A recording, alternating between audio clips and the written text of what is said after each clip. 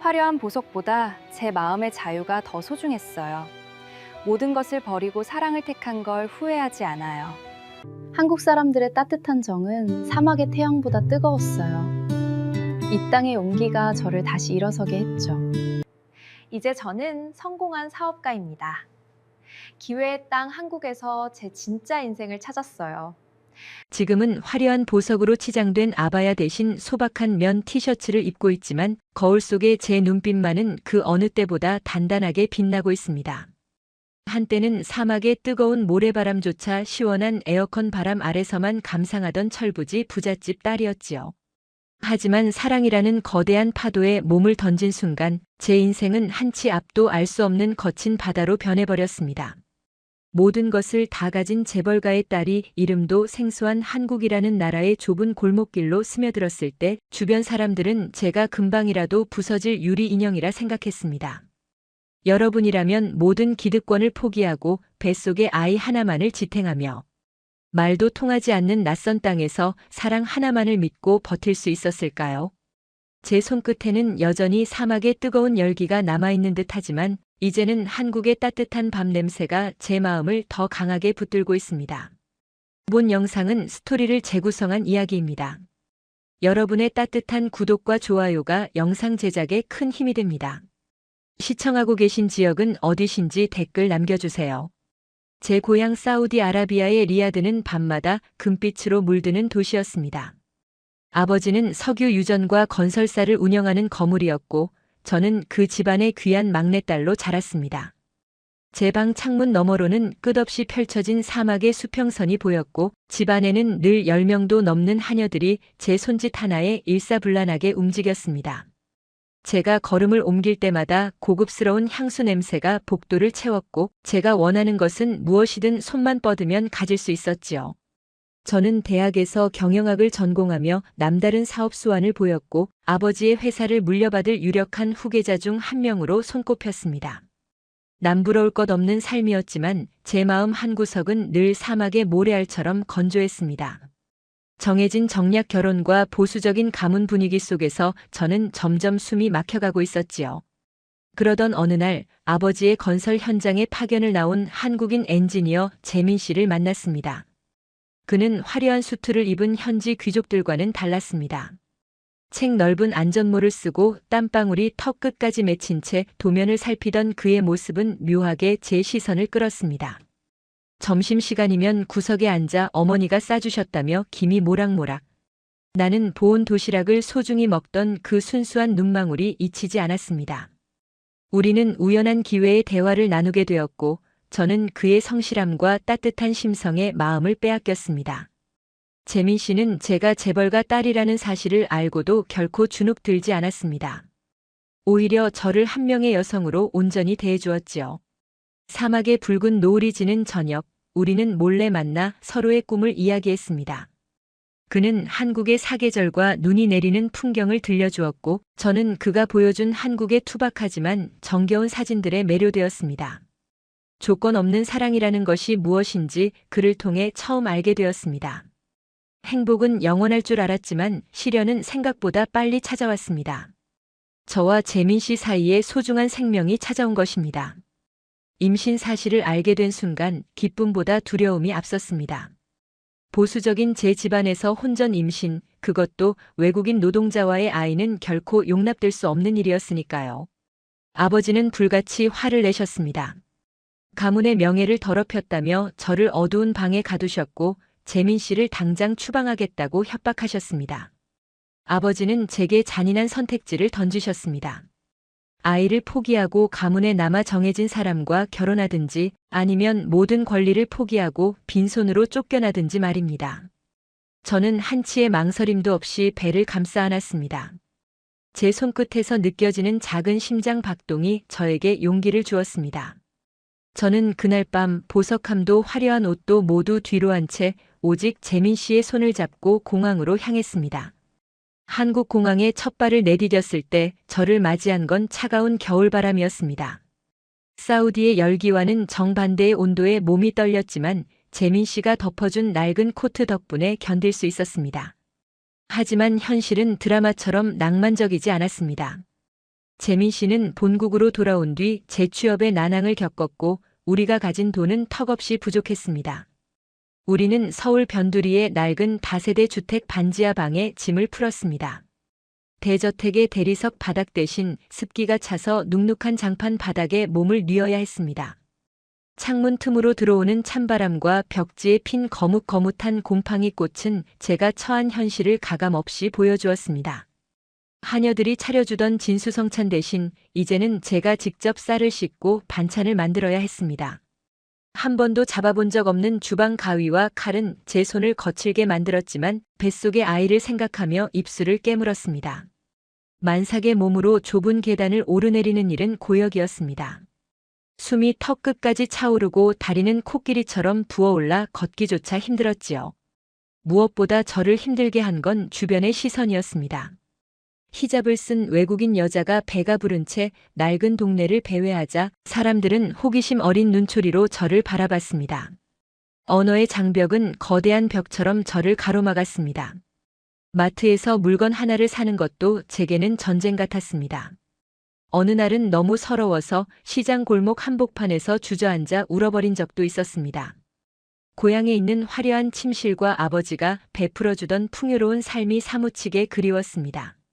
하지만 그때마다 재민 씨는 제 거친 손을 잡으며 미안함에 눈시울을 붉혔습니다. 그는 퇴근 후 피곤한 몸을 이끌고 제 부은 발을 정성껏 주물러주며 반드시 저와 아이를 행복하게 해주겠다고 약속했습니다. 그러던 어느 추운 오후였습니다. 눈이 섞인 진눈깨비가 내리던 날, 저는 시장 입구에서 발을 헛디뎌 넘어질 뻔했습니다. 그때 제 팔을 꽉 붙잡아준 건 동네에서 구멍가게를 하시는 할머니였습니다. 할머니는 혀를 끌차며 저를 가게 안으로 이끄셨습니다. 따뜻한 난로가 피워진 그곳에서 할머니는 낡은 냄비에 담긴 김치찌개를 한 그릇 퍼주셨습니다. 처음 맡아보는 매콤하고 큼큼한 냄새에 당황했지만 할머니가 건네준 숟가락을 들고 한 입 떠넣는 순간 온몸에 전율이 일었습니다. 뜨겁고 칼칼한 국물이 목구멍을 타고 넘어가자 차갑게 식어있던 제 심장이 녹아내리는 기분이었습니다. 할머니는 제 서툰 한국어 발음을 보고도 허허 웃으시며 잘 익은 귤 몇 알을 제 외투 주머니에 억지로 찔러 넣어주셨습니다. 임산부가 너무 말랐다며 다음에도 꼭 오라는 할머니의 투박한 말씀에서 저는 사막의 태양보다 더 따뜻한 온기를 느꼈습니다. 그날 이후 저는 조금씩 마음의 문을 열기 시작했습니다. 반지하 방의 눅눅함은 여전했지만 그 안에서 재민 씨와 함께 나누는 소박한 밥상이 세상 그 어떤 만찬보다 달콤하게 느껴졌습니다. 낯선 이웃들은 제가 지나갈 때마다 사과 하나, 떡 한 조각을 건네며 안부를 물어봐 주었습니다. 그들은 제 화려했던 과거를 몰랐지만 단지 한국으로 시집온 새댁이라는 이유만으로 저를 보듬어 주었습니다.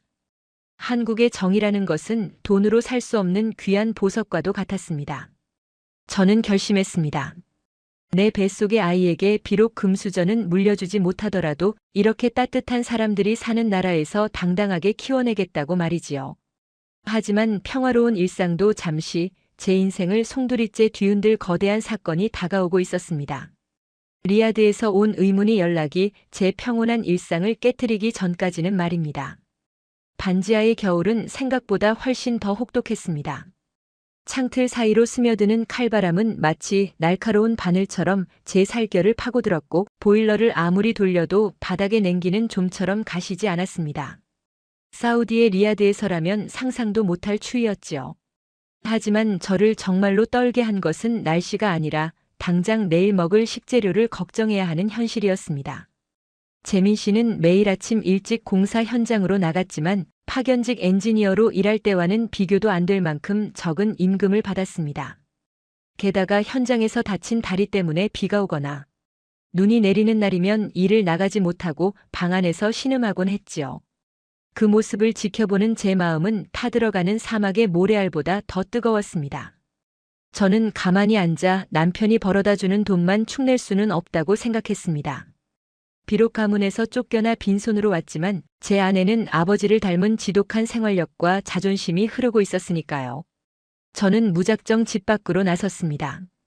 한국말도 서투르고 아는 사람 하나 없는 동네였지만 전봇대에 붙은 구인 광고들을 하나하나 손가락으로 짚어가며 일자리를 찾았습니다. 가장 먼저 시작한 일은 동네 시장 뒤편에 있는 작은 식품 가공 공장에서 마늘을 까는 일이었습니다.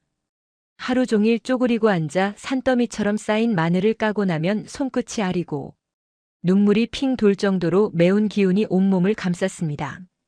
사우디에서라면 손에 물 한 방울 묻히지 않고 우아하게 차를 마셨을 제가 이곳에서는 마늘 껍질에 파묻혀 검게 변해가는 손톱을 보며 한숨을 내쉬었습니다.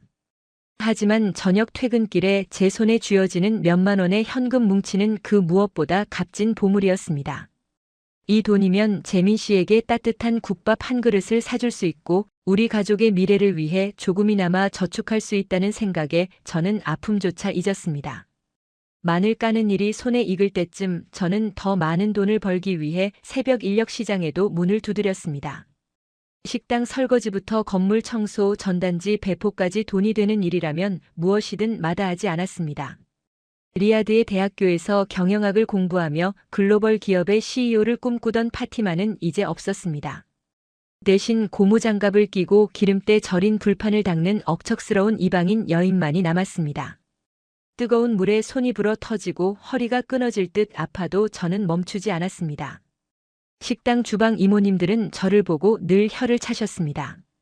아니, 사우디에서 온 공주님이라더니 왜 이렇게 독하게 일을 하냐며 걱정 섞인 잔소리를 늘어놓으셨지요. 그때마다 저는 그저 씩씩하게 웃어 보였습니다. 제가 여기서 무너져버리면 저를 믿고 한국까지 온 재민 씨와 제 선택이 틀리지 않았음을 증명해야 할 제 자존심이 무너질 것 같았기 때문입니다. 재민 씨와 시어머니는 저를 볼 때마다 가슴 아파하셨습니다. 재민 씨는 제 거친 손등에 연고를 발라주며 제발 일을 줄이라고 간곡히 부탁했습니다. 본인이 밤을 새워서라도 돈을 벌어올 테니 집에서 쉬라는 남편의 말에 저는 고개를 저었습니다. 재민 씨, 우리 같이 고생해서 빨리 이 반지하를 벗어나야죠. 제가 조금 더 움직이면 우리 생활이 조금 더 나아지잖아요. 저는 그렇게 말하며 매일 새벽 알람 소리에 무거운 몸을 일으켰습니다. 시어머니께서도 가끔 반찬을 해서 찾아오실 때마다 제 휑한 얼굴을 보며 눈물을 훔치셨습니다. 파티마야, 너 이러다 큰일 난다. 몸이 재산인데 이렇게 무식하게 일하면 어쩌니. 시어머니의 따뜻한 손길이 제 뺨등에 닿을 때면 코끝이 찡해졌지만 저는 오히려 시어머니의 손을 꼭 잡으며 괜찮다고 한국 음식이 맛있어서 힘이 난다고 너스레를 떨었습니다. 사실 제 몸 상태는 예전 같지 않았습니다. 며칠 전부터 자꾸만 눈앞이 아른거리고 머리가 핑 도는 증상이 나타났습니다. 아침에 눈을 뜨면 세상이 빙글빙글 도는 것 같아 한참을 침대맡에 앉아 숨을 골라야 했지요.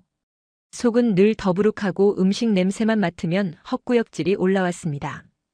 특히 시장 길목에서 풍겨오는 생선 비린내나 고기 굽는 냄새는 견디기 힘들 정도로 역하게 느껴졌습니다. 하지만 저는 그저 무리한 노동 때문에 체력이 바닥난 것이라고만 생각했습니다. 사우디의 건조한 기후와 달리 한국의 습하고 추운 겨울 날씨에 적응하느라 몸살이 난 것이겠거니 하고 대수롭지 않게 넘겼습니다.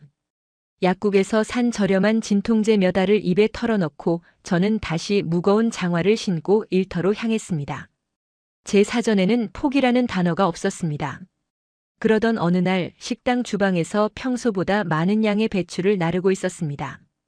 겨울 김장철을 맞아 식당은 눈코 뜰 새 없이 바빴고 저는 하나라도 더 보탬이 되기 위해 무거운 배추 상자를 번쩍 들어 올렸습니다. 그런데 갑자기 아랫배 쪽에서 묵직한 통증이 느껴지며 식은땀이 비 오듯 쏟아지기 시작했습니다. 눈앞이 흐릿해지면서 주변 사람들의 목소리가 멀게만 들렸습니다. 주방 이모님이 제 이름을 부르는 소리가 들렸지만 대답할 힘조차 없었습니다. 입안에서는 쇠 냄새가 나는 듯했고 숨이 가빠왔습니다. 저는 잠시 벽에 기대어 안정을 취해보려 했지만 다리에 힘이 풀리며 바닥으로 주저앉고 말았습니다. 차가운 타일 바닥의 감촉이 느껴지는 순간 제 머릿속에는 오직 하나, 오늘 일당을 채우지 못하면 어쩌나 하는 걱정뿐이었습니다. 정신을 차려야 한다고 스스로를 다독이며 다시 일어서려 했지만 세상은 무정하게도 제 시야를 어둠으로 덮어버렸습니다.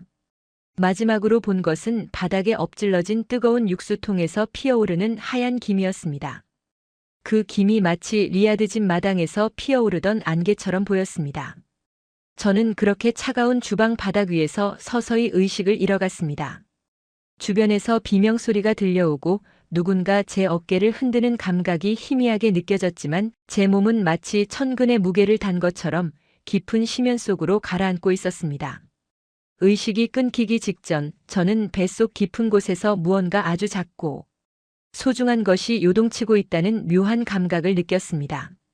그것은 마치 사막의 모래 폭풍 속에서 가느다랗게 타오르는 촛불 같기도 했고 저를 부르는 재민 씨의 목소리 같기도 했습니다. 하지만 저는 그 부름에 응답하지 못한 채 캄캄한 어둠 속으로 완전히 빠져들고 말았습니다. 코를 찌르는 듯한 강렬한 소독약 냄새가 차가운 공기를 타고 제 폐부 깊숙이 스며들었습니다. 감긴 눈꺼풀 너머로 어렴풋이 느껴지는 형광등의 하얀 빛은 마치 사막의 한여름 정오처럼 따갑고 눈부셨습니다. 귀 근처에서는 규칙적으로 울리는 기계음이 고막을 두드리고 있었고 제 팔뚝에 꽂힌 링거 바늘을 타고 들어오는 수액의 서늘한 감촉이 혈관을 타고 온몸으로 퍼져나갔습니다.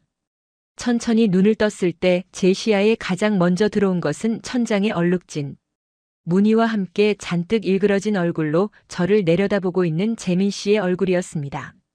그의 눈동자는 붉게 충혈되어 있었고 덥수룩하게 자란 수염 위로 눈물 자국이 선명하게 남아 있었습니다. 그의 거친 손이 제 손등을 덮었을 때 느껴지는 그 간절한 떨림이 제가 다시 살아있음을 실감하게 해주었습니다. 재민 씨는 제가 눈을 뜨자마자 목이 메어 아무 말도 하지 못한 채 제 손만 부여잡고 어깨를 들썩였습니다. 뒤에서 지켜보시던 시어머니께서도 젖은 수건을 쥔 채로 아이고 파티마야 정신이 드니? 하며 제 곁으로 다가오셨습니다. 어머니의 눈가에는 주름마다 눈물이 고여 있었고 저를 향한 미안함과 안도감이 섞인 복잡한 표정을 짓고 계셨습니다. 저는 이곳이 병원 응급실이라는 것을 깨닫고는 가장 먼저 제가 일하던 식당 주방의 배추 상자들을 떠올렸습니다. 오늘 일당은 어떻게 되는 것인지 주방 이모님께 신뢰를 범한 것은 아닌지 걱정이 앞서 입술을 때려던 찰나였습니다. 흰 가운을 입은 의사 선생님이 차트를 넘기며 저희 쪽으로 걸어오셨습니다. 선생님의 구두굽이 바닥을 때리는 둔탁한 소리가 유독 크게 들려와 제 심장 박동을 더 빠르게 만들었습니다. 의사 선생님은 제 안색을 살피시더니 단호하면서도 인자한 목소리로 말씀하셨습니다. 산모님, 몸을 이렇게 돌보지 않으시면 어떡합니까? 영양실조의 극심한 과로 상태예요. 하지만 다행히 아이는 아주 건강합니다. 그 말을 듣는 순간 제 주변의 시간이 그대로 멈춰버린 것 같았습니다. 아이라니요? 제가 잘못 들은 것은 아닌지 의심하며 의사 선생님을 멍하니 바라보았습니다. 선생님은 제 당황한 표정을 읽으셨는지 빙그레 웃으며 덧붙이셨습니다. 축하드립니다. 임신 12주 차입니다. 쌍둥이는 아니지만 아주 우렁찬 심장 소리를 가진 예쁜 아기예요. 그제야 저는 지난 몇 주간 저를 괴롭혔던 그 지독한 어지럼증과 헛구역질의 정체를 깨달았습니다. 그것은 몸살이 아니라 제 안에서 조용히 자라나고 있던 새로운 생명의 신호였습니다.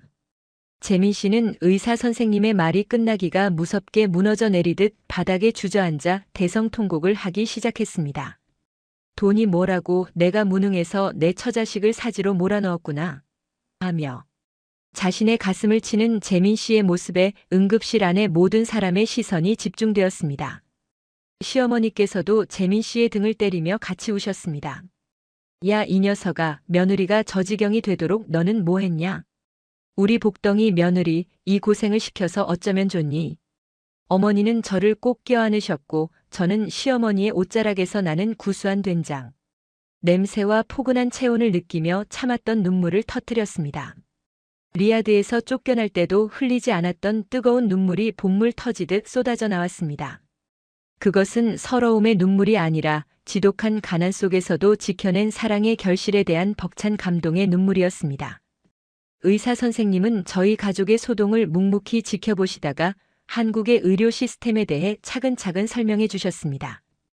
외국인이라도 적법한 절차를 거치면 임신과 출산에 필요한 진료비 바우처를 받을 수 있고 지역 보건소에서 영양제와 각종 검사도 지원받을 수 있다는 말씀이었습니다.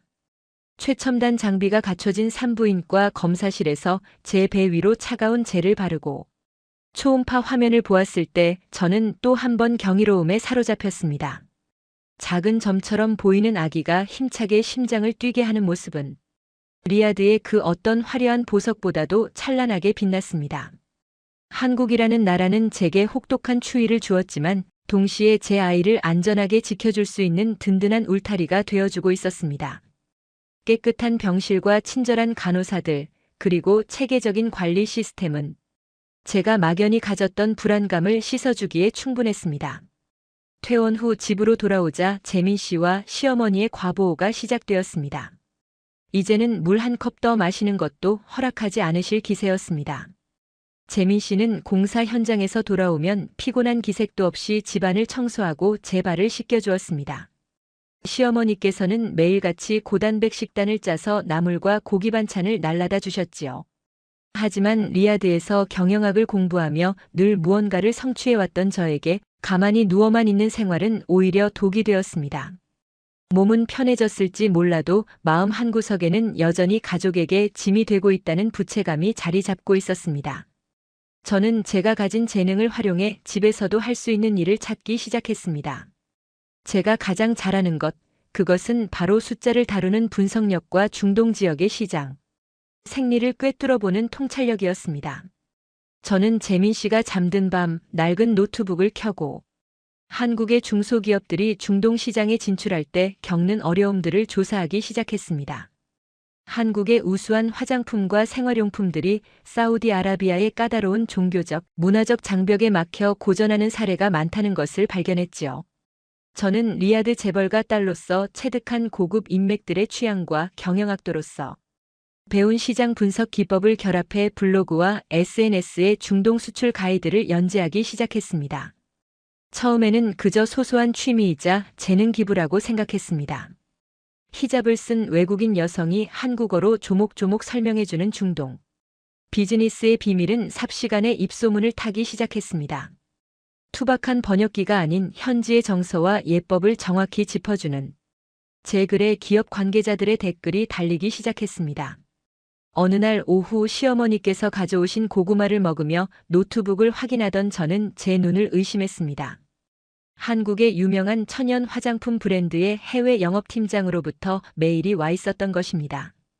저희 브랜드가 사우디 왕실 납품을 추진 중인데 파티마님의 분석글이 큰 도움이 되었습니다. 신뢰가 안 된다면 정식으로 비즈니스 컨설팅 계약을 맺고 싶습니다.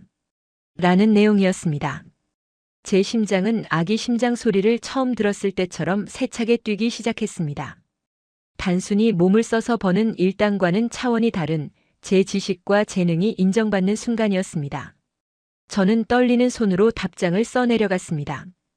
반지하 방의 낡은 책상 위에서 사막의 공주였던 파티마가 아닌 한국에서 꿈을 일구는 사업가 파티마로서의 첫걸음이 시작되고 있었습니다. 그날 저녁 저는 재민 씨에게 첫 컨설팅 비용이 입금되었다는 문자 메시지를 보여주었고 우리는 서로를 부둥켜 안고 믿을 수 없는 성공의 예감에 휩싸였습니다. 낡은 노트북 화면에서 뿜어져 나오는 푸르스름한 빛이 제 얼굴을 타고 흘러내리던 그 밤들을 잊을 수 없습니다. 작은 기업의 컨설팅으로 시작했던 제 일은 생각보다 훨씬 빠르게 규모가 커졌습니다. 사우디아라비아와 한국 사이의 문화적 가교 구실을 하는 제 진심이 시장에 통한 것이지요. 한때는 리야드의 대저택에서 하녀들이 가져다주는 차를 마시며 시간을 보내던 제가 이제는 서울의 좁은 반지하 방 한 구석에서 직접 기업의 제안서를 검토하고 시장 진출 전략을 세우는 당당한 전문가가 되었습니다. 제 노트북에 쌓여가는 이메일들은 더 이상 단순한 정보 문의가 아니었습니다. 한국의 중소기업 사장님들은 제게 조언을 구하며 한국 사람 특유의 투박하면서도 따뜻한 정이 담긴 선물을 보내오기도 하셨습니다. 직접 담근 귀한 꿀이나 몸에 좋은 한약재를 보내주시며 파티마 선생님 덕분에 우리 회사가 살았습니다. 라는 과분한 칭찬을 건네주실 때마다 제 가슴은 자부심으로 뜨겁게 달아올랐습니다. 재능을 인정받으며 통장에 차곡차곡 쌓이는 숫자는 단순한 돈의 가치를 넘어섰습니다. 그것은 제가 낯선 땅 한국에서 온전히 한 사람의 인간으로서 그리고 경제적 주체로서 바로 섰음을 증명하는 훈장이었습니다. 저는 가장 먼저 재민 씨에게 새 안전화를 사주었습니다. 공사 현장에서 다리를 다쳤던 그가 낡고 굽이 다른 신발을 신고 나가는 모습이 늘 마음에 걸렸거든요. 새 신발을 신어보며 아이처럼 기뻐하던 재민 씨의 눈망울을 보며 저는 다시 한번 다짐했습니다. 다시는 우리 가족이 가난 때문에 눈물 흘리게 하지 않겠다고 말이지요. 시어머니께도 최고급 안마 의자를 선물해 드렸습니다. 처음에는 이런 비싼 걸 뭐하러 샀냐며 타박하시던 어머니께서도 막상 의자에 앉아 시원하다며 웃으시는 모습을 보니 세상을 다 얻은 기분이었습니다. 드디어 출산일이 다가왔습니다. 배는 남산만큼 불러왔고 숨쉬기조차 힘든 나날이었지만 제 마음만은 구름 위를 걷는 듯 가벼웠습니다. 진통이 시작되던 새벽 재민 씨는 사색이 되어 저를 업고 병원으로 달려갔습니다. 분만실 밖에서 안절부절 못하며 기도를 올리던 남편과 시어머니의 간절한 마음이 전해졌는지 저는 큰 고통 없이 건강한 아들을 품에 안았습니다. 아이의 우렁찬 울음소리가 분만실을 가득 채웠을 때 저는 리아드의 부모님 얼굴을 떠올렸습니다. 저를 내치셨던 아버지도 이 아이를 보신다면 분명 미소 지으실 텐데 하는 아쉬움이 잠시 스쳤지만 제 곁에는 이미 저를 누구보다 사랑해주는 새로운 가족이 있었습니다. 아기를 처음 품에 안은 시어머니는 아이고 우리 강아지 어쩜 이렇게 제 엄마를 쏙 빼닮았니? 하며 아이의 작은 발가락을 연신 만져보셨습니다. 아이의 이름은 재민 씨와 상의 끝에 하람이라고 지었습니다. 아랍어로는 신성함을 뜻하고 한국어로는 하늘이 주신 사람이라는 뜻을 담았지요. 하람이가 태어나고 얼마 지나지 않아 저희 가족은 그토록 꿈꾸던 일을 해냈습니다. 습기 차고 어두웠던 반지하 방을 떠나 햇살이 가득 들어오는 깨끗한 아파트로 이사를 하게 된 것입니다. 이삿짐을 옮기던 날 저는 텅 빈 반지하 방 한가운데 서서 지난 시간들을 되돌아보았습니다. 마늘 껍질에 손끝이 아렸던 날들, 시장 바닥에서 서러워 울던 순간들, 그리고 응급실에서 아기의 심장 소리를 듣고 오열하던 그 기억들이 주마등처럼 스쳐 지나갔습니다. 재민 씨는 제 어깨를 감싸 안으며 고생 많았어, 파티마. 이제 여기서 우리 하람이랑 행복하게만 살자. 라고 속삭였습니다. 저는 남편의 품에 얼굴을 묻고 기쁨의 눈물을 흘렸습니다. 성공의 소식은 바다를 건너 사우디아라비아까지 전해졌습니다. 제가 한국에서 사업가로 자수성가했다는 소식과 예쁜 손주를 낳았다는 소문을 들으신 아버지는 결국 자존심을 꺾고 연락을 해오셨습니다. 화상 통화 화면 너머로 본 아버지는 예전보다 부쩍 수척해진 모습이었습니다. 아버지는 하람이의 얼굴을 보시자마자 땅을 치며 후회하셨습니다. 내 귀한 딸을 사막 밖으로 내쫓고 내가 무슨 부귀영화를 누리겠다고 그랬을까. 파티마야, 이 못난 애비를 용서해라. 아버지는 화면을 쓰다듬으며 눈물로 사과하셨습니다. 저는 아버지의 눈물을 보며 가슴속에 맺혀있던 응어리가 눈 녹듯 사라지는 것을 느꼈습니다. 아버지는 하람이를 위해 리야드에 커다란 집 한 채를 등기해 주겠다고 하셨지만 저는 정중히 거절했습니다. 아버지, 저는 제 힘으로 일군 이곳 한국에서의 삶이 정말 소중하고 행복해요. 이제 저희 집은 동네에서 소문난 다문화 가정의 사랑방이 되었습니다. 한국으로 시집와 적응에 어려움을 겪는 이주 여성들을 위해 제 사무실 한쪽을 내어주고 무료로 비즈니스 교육과 한국어 수업을 진행하고 있습니다. 제가 겪었던 시행착오를 다른 이들은 겪지 않기를 바라는 마음에서 시작한 일이었지요. 주말이면 시어머니와 함께 동네 어르신들을 모시고 사우디식 대추야자 차와 한국식 떡을 대접하며 잔치를 벌이기도 합니다. 마을 사람들은 저를 보고 이제 파티마는 사우디 공주가 아니라 우리 동네 복덩이 며느리야. 라며 엄지를 치켜 세우십니다. 타지에서 온 이방인이 아닌 지역사회의 구성원으로 온전히 인정받는 그 순간의 벅참은 말로 다 표현할 수 없습니다. 가끔 남편과 함께 하람이를 유모차에 태우고 옛날에 살던 반지하 골목을 산책하곤 합니다. 예전에 제 팔을 잡아주셨던 구멍가게 할머니는 여전히 그 자리에서 웃으며 하람이에게 사탕을 쥐어주십니다. 저는 그 좁고 가파른 골목길을 바라보며 깨달았습니다. 인생의 가장 낮은 곳에서 만난 인연들과 그곳에서 흘린 땀방울이 지금의 저를 만든 가장 비싼 보석이었다는 것을요. 비록 화려한 궁전은 아니지만 햇살 비치는 거실에서 하람이가 옹알이하는 소리를 듣고 있으면 이것이야말로 진짜 낙원이 아닐까 생각합니다.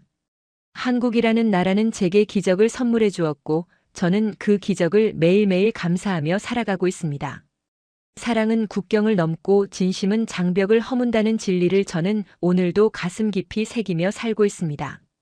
오늘 이야기가 마음에 드셨다면 구독과 좋아요 부탁드립니다.